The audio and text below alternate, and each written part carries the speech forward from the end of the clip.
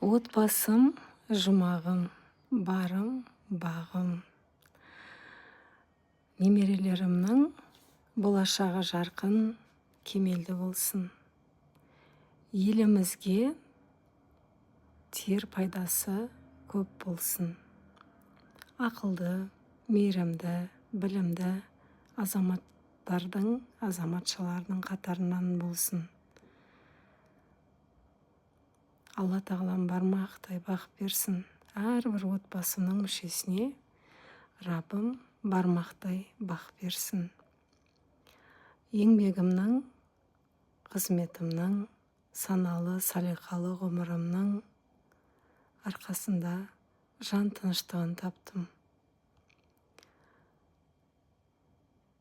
Еңбекпен бақыт егіз, тапжылмай еңбек еттім.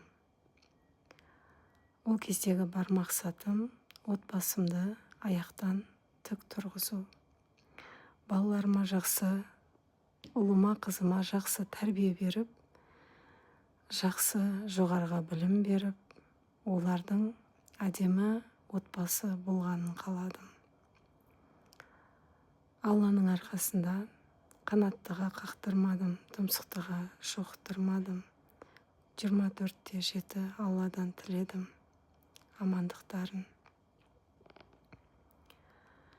амандықтарын, саулықтарын. Енді міне шүкіршілік етемін. Айбегімде ұл, қыз бар.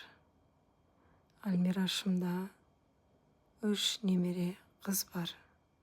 Жиен немере қыз бар.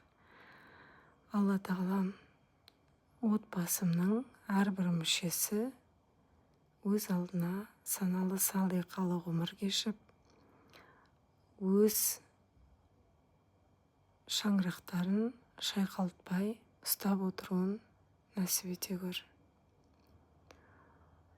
Білімді, білікті, салиқалы, салмақты, тәрбиелі, инабатты, өте мейірімді жан болсын деп Алладан тілеймін. Солай тәрбие бердік. Ары қарай Алла өзі реттестіреді. Аллаға тапсырдық.